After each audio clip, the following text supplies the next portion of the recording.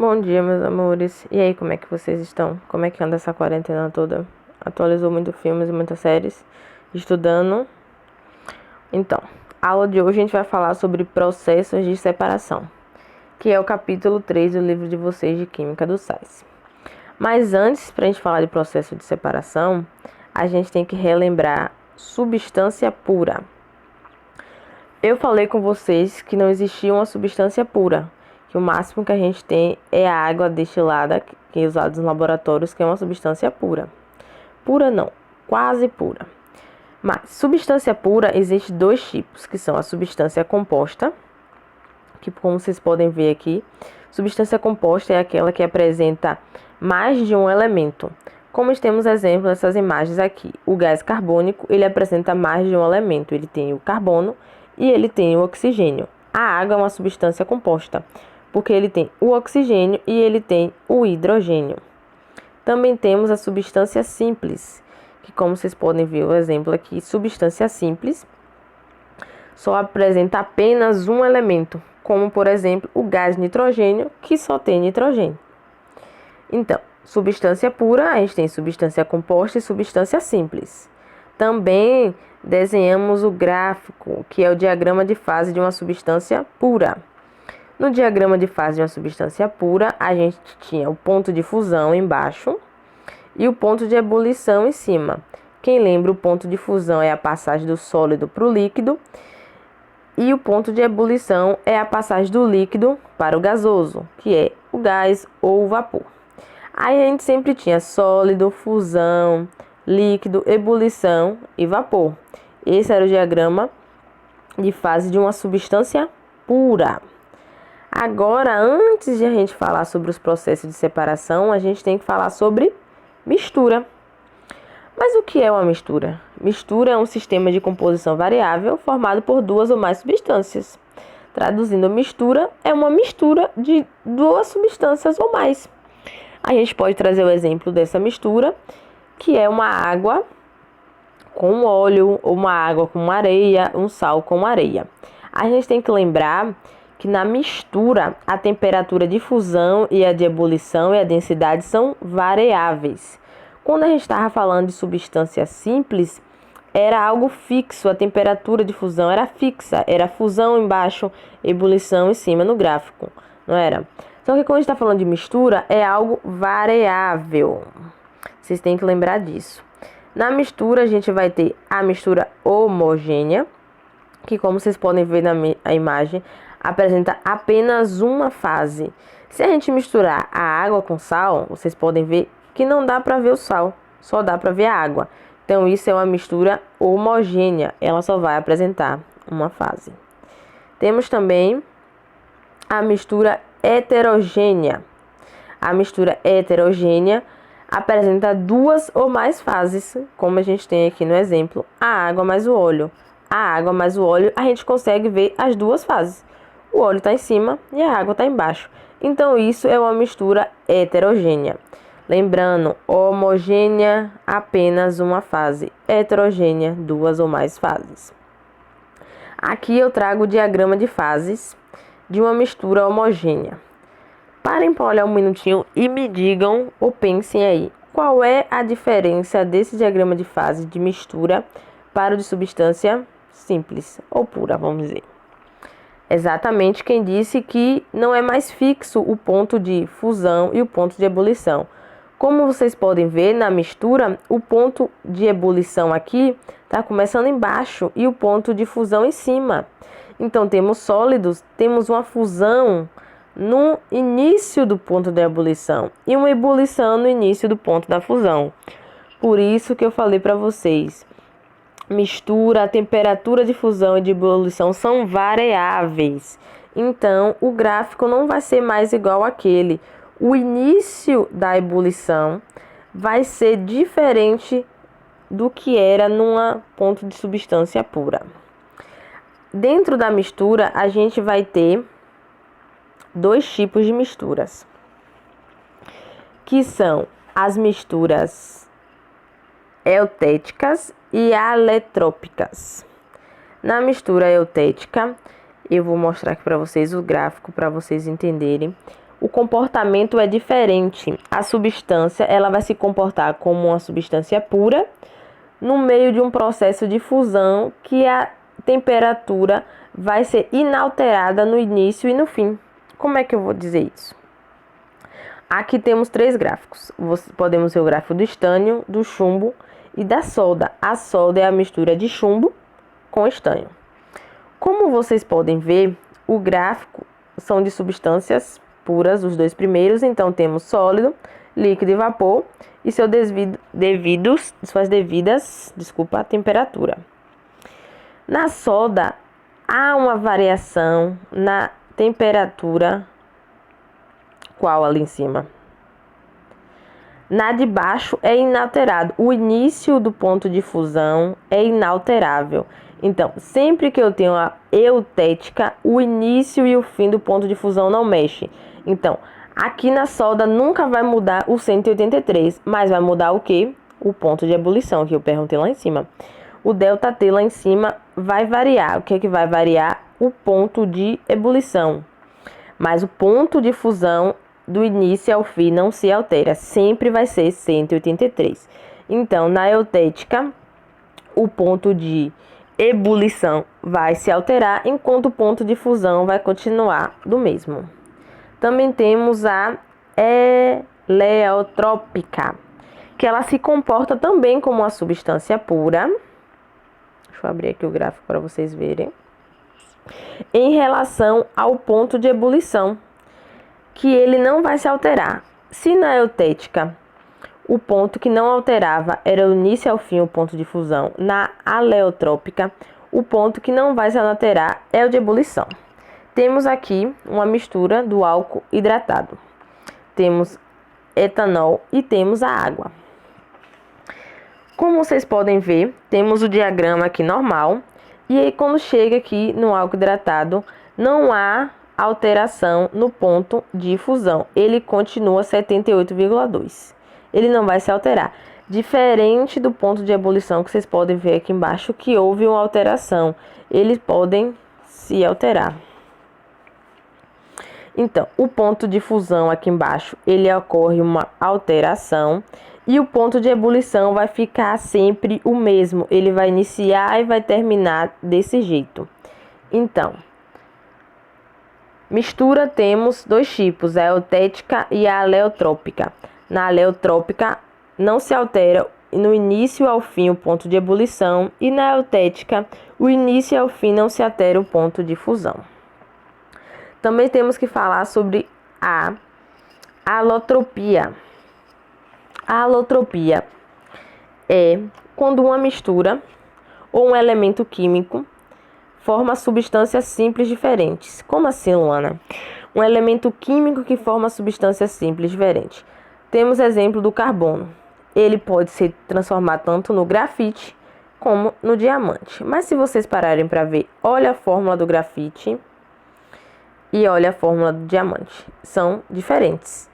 Então, o mesmo carbono que forma o grafite forma o diamante, só que substâncias simples diferentes. Se pararem para ver, o grafite ele é sólido, maciço e cinza. O diamante ele é duro e transparente. O diamante ele tem densidade 3,51. Já o grafite ele tem densidade 2,25. Então, eles são substâncias simples do mesmo elemento que é o carbono, mas eles são diferentes. Compreenderam? Ótimo. Agora a gente vai falar realmente do que interessa. Peraí que eu travei aqui. Que são os processos de separação.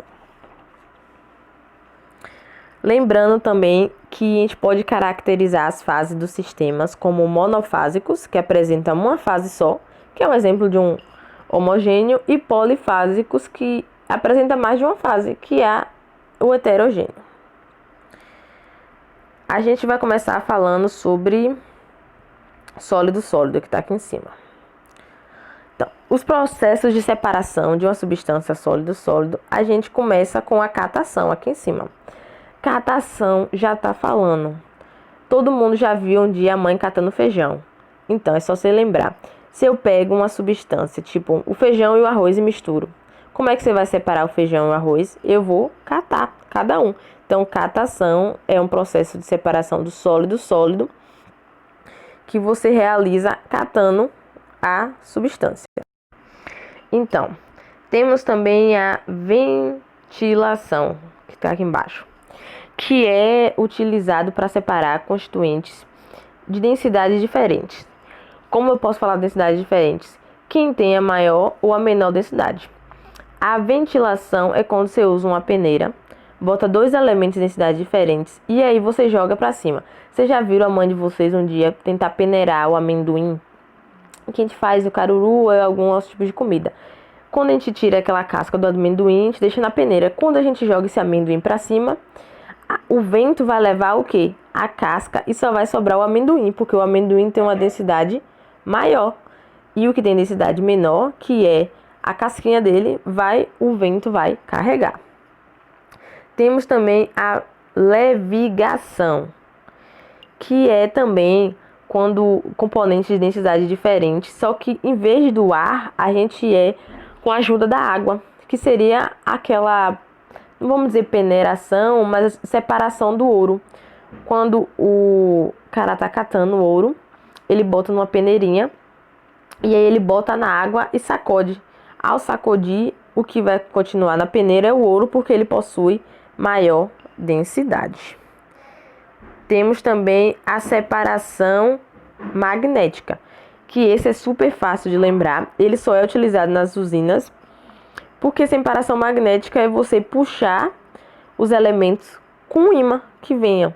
Então você tem um vaso e aí você bota um ímã que vai puxar outro metal. Você tem uma peneira que está cheia de metais lá e você bota um ímã para puxar só os metais para aquele elemento. Temos também, aqui em cima, isso, a peneiração ou a transmissão, que é usado quando os componentes de uma mistura possuem tamanhos diferentes, mas para separar. O que é a peneiração? Todo mundo já viu aqui quando você está construindo uma casa, e aí tem dois tipos de areia. Tem aquela areia que é mais grossa e aquela areia que é mais fina. E na maioria das vezes o construtor precisa da areia mais fina para construir a casa.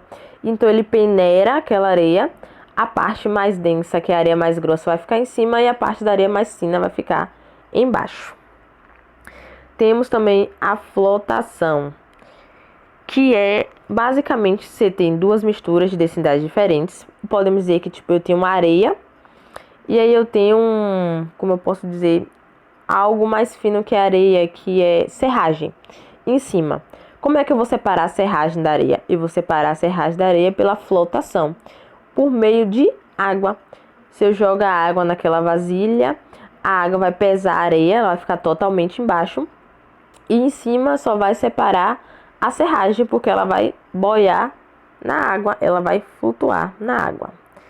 Por fim, na separação de sólido-sólido, temos a dissolução fracionada, que a gente pode fazer uma mistura também na junção de água, mas para separar sólidos um pouquinho mais complicados. Tipo, se eu misturar o sal da areia, vocês vão conseguir ver?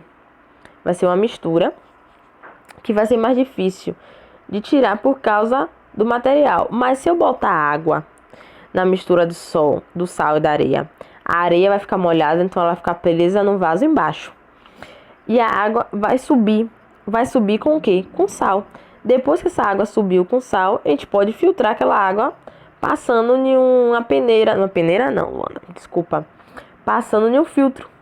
E aí a gente vai separar a água, o sal e a areia. Tudo beleza? Vamos agora para os sólidos líquidos. Aqui. A gente tem 3 tipos para sólido líquido. Temos ali em cima a filtração simples, que é um processo de mistura que a gente usa um filtro. Que a gente poderia dar o exemplo do café. A gente tem aquele que alguns usam filtro, alguns usam aquele... eu esqueci o nome. Aquele panozinho, que aí você vai botar o pó de café e depois você vai jogar água. Isso ali é uma situação de filtração simples, por causa que o pó de café vai ficar todo no filtro e a água vai descer. Então, a gente está separando o sólido do líquido. Temos também o processo de decantação, que é um processo mais lento, onde ocorre a separação do sólido do líquido, só que o líquido ele vai ficar em cima e todos os sólidos vai ficar disperso no fundo do recipiente. Como se a gente pegasse um vaso, botasse a água e a areia vai ficar toda firme embaixo e o líquido vai ficar todo em cima. E por fim, a gente tem a centrifugação, que é um processo muito utilizado, mas em misturas heterogêneas. É difícil a separação, porque ele tem que ser separado por uma centrífuga, que a gente pega uma pequena quantidade de mistura, bota num vasinho e bota nessa máquina. Essa máquina vai girar, girar, girar, girar, e vai ocorrer a separação do sólido e do líquido. Depois a gente tem a mistura de, vamos logo para aqui, né? Líquido-líquido, que é a decantação por meio de um funil. Eu vou passar para vocês um artigozinho bem pequeno com todas as bridarias. Aí vocês vão ver o que é um funil. Aí vocês vão entender como é que consegue separar para um funil, que a gente separa isso em indústria ou em faculdade. Ele tem uma ponta bem fina assim e uma parte de cima bem grossa. E a gente pode separar líquido-líquido por meio dele. Por quê? Se a gente misturar água com óleo, a gente já sabe que eles não vão misturar, eles vão formar duas fases. Nesse funil, meio de funil, a gente vai botar, aí a água vai ficar embaixo e o óleo vai ficar em cima. E por meio disso a gente tem uma torneirinha, a gente vai abrir essa torneirinha e a água vai descendo, descendo, descendo até um ponto que só vai sobrar óleo e a gente vai fechar. Aí por meio disso a gente vai separar líquido-líquido, a gente vai separar a água do óleo. Também temos líquido gasoso, que é tipo, não existe o nome de um processo exato, mas a gente pode provocar uma perturbação. É a mesma coisa se abrir um refrigerante. Aquele refrigerante está ali fechado, ó. Então temos o líquido e temos o gás. Quando a gente faz tss, abre, a gente está separando o gás do líquido. E por fim, a gente tem o sólido gasoso, que temos a separação chamada de filtração simples, que é o exemplo que a gente pode ter do aspirador de pó. Quem tem aspirador de pó em casa, quando você passa, você está tirando a sujeira que está no sofá ou na cama, sujeira do ar. Então, nesse aspirador de pó tem um filtro, toda essa sujeira, toda essa parte sólida